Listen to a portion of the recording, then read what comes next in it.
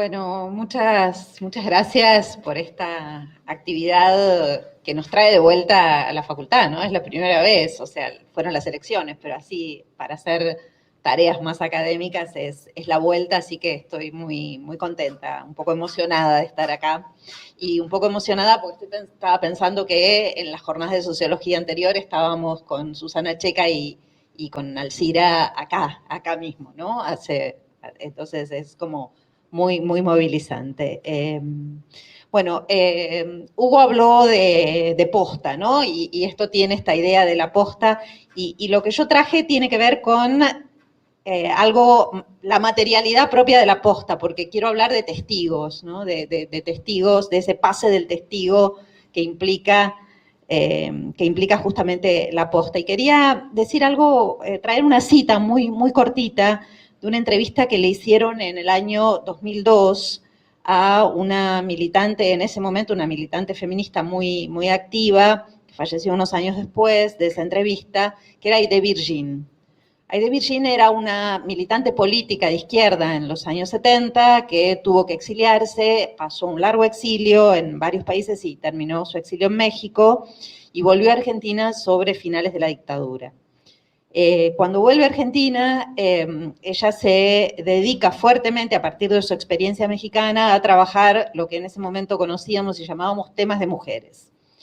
Y en esa entrevista de 2001, es una entrevista donde no se le pregunta mucho sobre su militancia feminista, pero sí sobre el exilio y sobre la vuelta del exilio.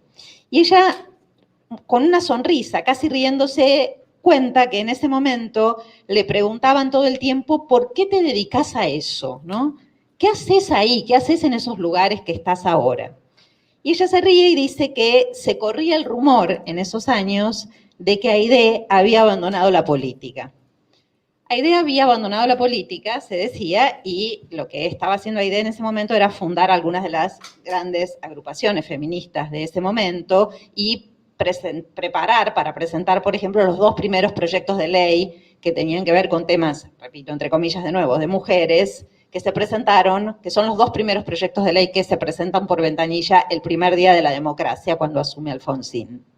Y un poco el título de lo que yo quería traer hoy con ustedes es, bueno, el feminismo es para todo el mundo.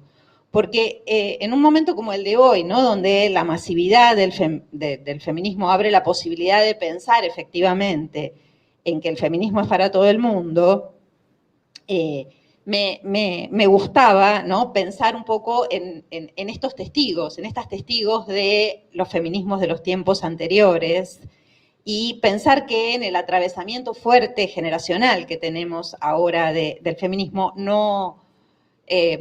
tiene lazos muy fuertes con esas feministas de los años anteriores.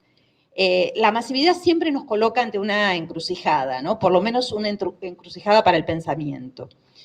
Y es necesario entonces tomar algún camino, y como señalan Cynthia Russa y Nancy Fraser en su manifiesto de un feminismo para el 99%, publicado en 2019, es momento, ¿no? Ellas dicen ahí, es momento de pensar un feminismo inclusivo que cuestione la hegemonía del pensamiento feminista liberal, ¿no? Y entonces, retomando algunas consignas que se repiten en feminismos de diferentes latitudes, ese manifiesto propone algo así como un feminismo antiimperialista, ecosocialista e internacionalista. No me voy a detener, sobre todo porque no hay tiempo en eso, pero lo quería poner en relación a eso que es del 2019, con otros feminismos y otros textos bastante anteriores, como por ejemplo un feminismo que en su título también indica la masividad, pero desde una perspectiva más cualitativa que cuantitativa, jugando un poco con el 99%, digo cuantitativa, ¿no? Que es El feminismo es para todo el mundo, un texto que escribió Bell Hooks a fines del siglo y del milenio pasado, antes de esta etapa de la masividad. Bell Hooks escribe desde un espacio que no definiríamos bajo ningún concepto como feminismo hegemónico, porque aunque escribe en el mismo corazón del imperio, en los Estados Unidos, se encuentra en un lugar marginal. Es una feminista negra, es de clase trabajadora, como ella misma dice, y es lesbiana, ¿no? Entonces, por esto que, como dice Deleuze, ¿no? Todo norte tiene su sur, Bell Hooks está en ese sur del norte. Y creo que los dos puntos centrales del feminismo, de la propuesta del feminismo para el 99%, ya estaban desarrollados hace mucho antes en los textos de las feministas negras norteamericanas, que paradójicamente estas otras feministas blancas lo descubren recién 20 años después. Pero también está, de alguna forma, trazado en ese feminismo latinoamericano, del cual Aide Virgin nos viene a hablar aquí, ¿no? Todavía en el 2001 está hablando de eso, porque es la experiencia que ella trae de su exilio en México. ¿No? Esas experiencias, entonces, de alguna manera podemos decir que siempre estuvieron. En América Latina, eso se expresa en la producción de una articulación, una forma de la articulación original y novedosa que viene multiplicándose justamente desde principios de los años 80, que es la idea de encuentro, ¿no? El primer encuentro feminista latinoamericano y del Caribe es del año 1981 y tiene lugar en Bogotá. Desde ese momento en adelante, el encuentro es una acción política y a la vez una articulación, una forma de articulación que viene repitiéndose, como decíamos, de ese momento y tiene después su reflejo, unos pocos años después, en lo que van a ser los encuentros de mujeres, nacionales de mujeres aquí en Argentina. Voy a ir pasando rápidamente, justamente por los tiempos. No, está bien, está perfecto.